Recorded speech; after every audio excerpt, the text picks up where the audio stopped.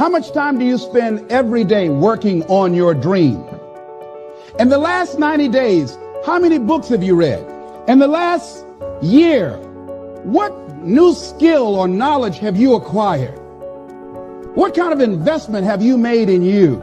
You don't want it badder than you want to party. You don't want it as much as you want to be cool. Most of you don't want success as much as you want to sleep. Some of you love sleep more than you love success. And I'm here to tell you today, if you're going to be successful, you got to be willing to give up sleep. Every day. This isn't a part-time gig. This isn't punch the clock and go home for the day. You don't get weekends off. No. Here, there's no such thing as a weekend. This is an everyday gig. Every day is a Monday. You're either committed or you aren't. You're either willing to do everything it takes, whatever that might be, or you aren't. You either are willing to go through hell and high water and fire and brimstone to get to your goals, or you aren't. This is the time for you to go into warrior mode.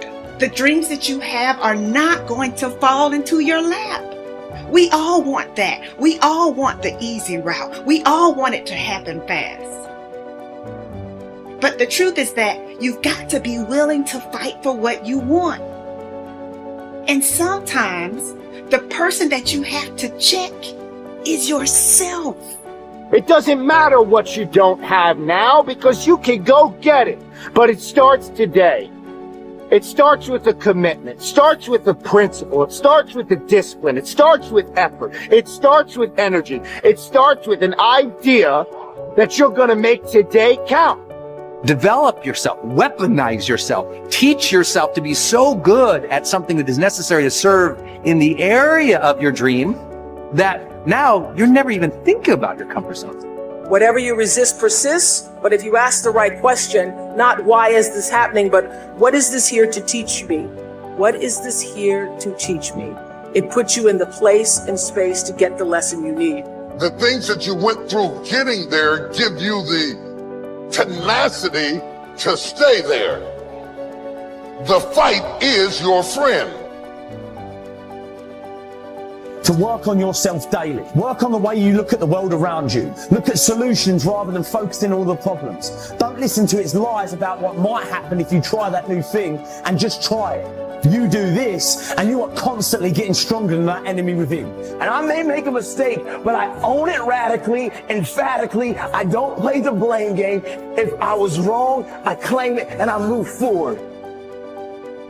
The starting point of goal setting is for you to realize that you have virtually unlimited potential to be, have, or do anything you really want in life if you simply want it badly enough and are willing to work long enough and hard enough to achieve it. The second part of goal setting is for you to accept complete responsibility for your life and for everything that happens to you with no blaming and no excuses. With these two concepts clearly in mind, that you have unlimited potential and that you are completely responsible, you are now ready to move to the next step, which is to begin designing your ideal future. You are responsible for financial strategy, for deciding exactly how much of your services you want to sell, how much you want to earn, how rapidly you want to earn your income year by year, how much you want to save and invest, and how much you want to be worth when you retire. These numbers are entirely up to you. You are responsible. You are responsible for your people's strategy and your relationships, both at home and at work. One piece of advice I give my students is to choose your boss with care. Your choice of a boss is going to have a major impact on how much you earn, how fast you get ahead, and how happy you will be at your job. By the same token, your choice of a mate and friends will have as much or more to do with your success and happiness than any other decisions you make. If you are not happy with any of your current choices, it is up to you to begin taking steps to improve or change them. Finally, as president, you are in complete charge of personal research and development, personal training and learning.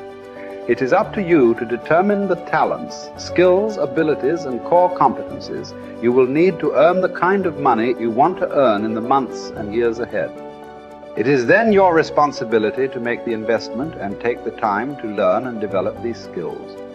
No one is going to do it for you. The unavoidable truth is that no one really cares as much as you do. From this point forward, see and think about yourself as the master of your own fate.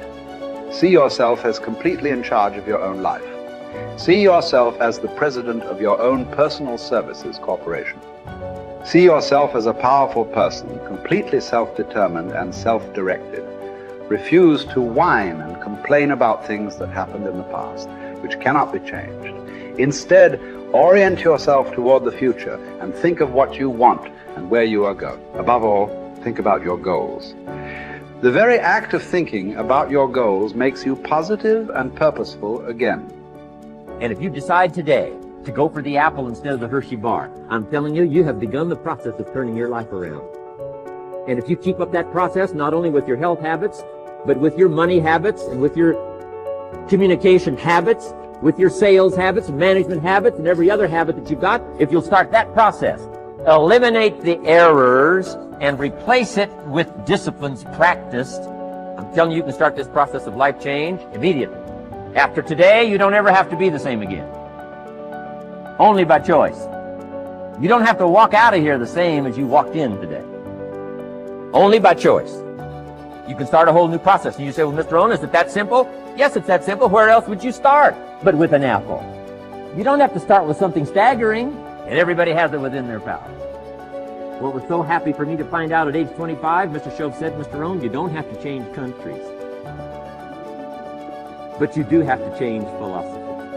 And if you'll change philosophy, not country, you can turn around your income, you can turn around your bank account, you can turn around your skills, you can become capable, powerful, sophisticated, healthy, influential, all the other equities that you could possibly want out of your life, using the only stuff there is and not trying to change any of this stuff. Appreciate all of this stuff with all of its ups and downs, with all of its mystery of why it works and sometimes it doesn't work. Don't challenge this. You don't have to ask for another planet. You don't have to ask for another country. Just ask for another book. Ask for another seminar. Ask for another idea. And you can start this whole process of personal life change. You want to stand out from everyone else. You want to do something more than other people think is possible. You literally want to stand outside the norm. And if that's the case for you, then understand that, as Albert Einstein said, only one who devotes himself to a cause with his whole strength and soul can be a true master. For this reason, mastery demands all of a person.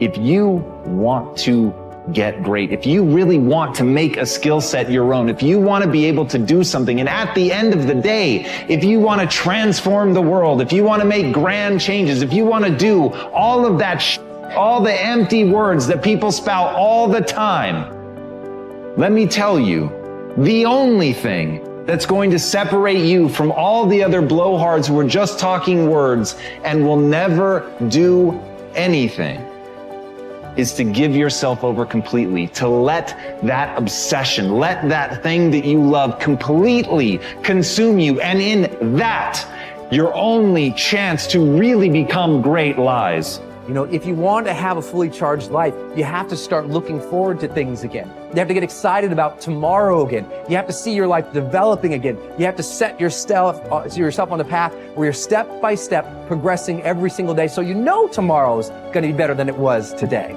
That you know tomorrow you're going to become more of who you know you can become. That you know tomorrow by your simple choices, by your simple sets of disciplines and habits, that you're going to evolve into your highest self.